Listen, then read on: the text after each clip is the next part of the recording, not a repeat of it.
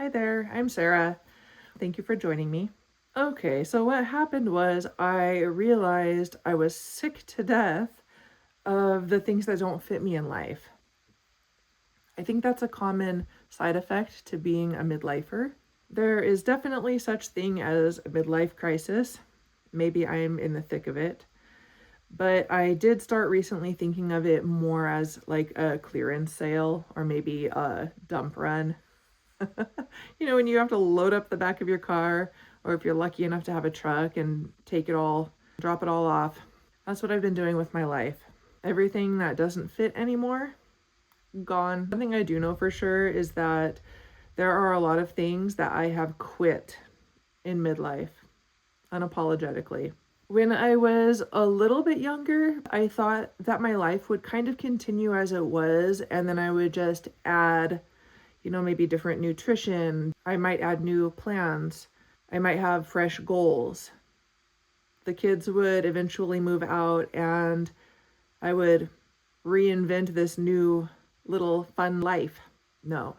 Everything got messy and it made me realize I need to do some serious editing in my life, cutting out everything that doesn't fit. And here's my partial list.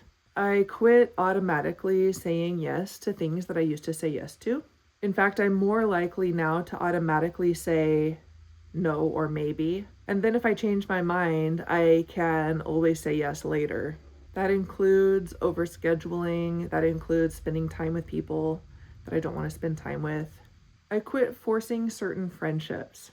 It means that I lost certain friendships along the way. People change. Sometimes the person that I thought I was no longer fits the person that I thought my friend was. It's just honest. It's recognizing what doesn't fit me anymore. I quit answering questions that I didn't want to answer, including about my health. I had a friend who thankfully reminded me that you don't owe anyone answers about your life. If you've been keeping certain things private and you have people prying, asking questions no matter the reason, I realized I don't owe explanations. I can keep myself to myself.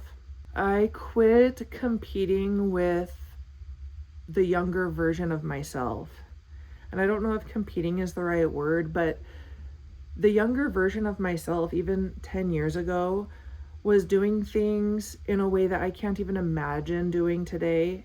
I was incredibly able to do really great things, raising kids and running a business. And man, I don't even really know how I did it all, but I quit holding myself to that same level of ability. I quit holding myself to that same level of responsibility. I quit holding myself to what I used to define as a level of success. I quit buying things for the fantasy version of me that I had in my head. Clothes that didn't fit, whether they didn't fit me physically or they didn't fit my general life and what I wear. I quit buying boots that I thought would make me want to go hiking. Barefoot shoes. Come on.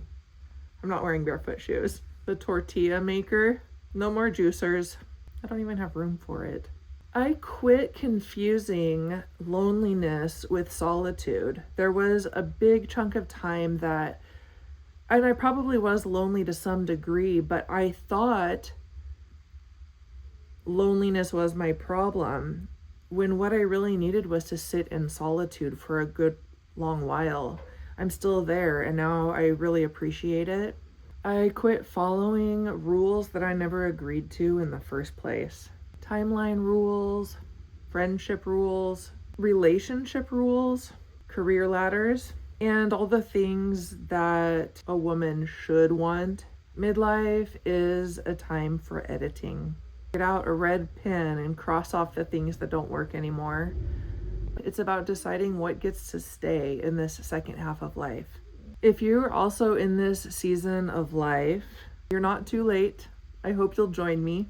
I'd love to know, what have you quit that helps you feel happier? Or what are you secretly ready to stop tolerating? If you also have a YouTube channel, I would love to hear about it in the comments. Being brand new to this journey has been a lot of fun, and one of the things that has been so exciting and surprising is what I'm hearing from people in the comments. People in the same boat as me, just starting your channel. Also, a lot of midlife women who I can very much relate to. I love to hear from you. So thank you so much for being an early watcher to my brand new channel and for showing me some support. I would love to do the same for you. I'll see you on the next one.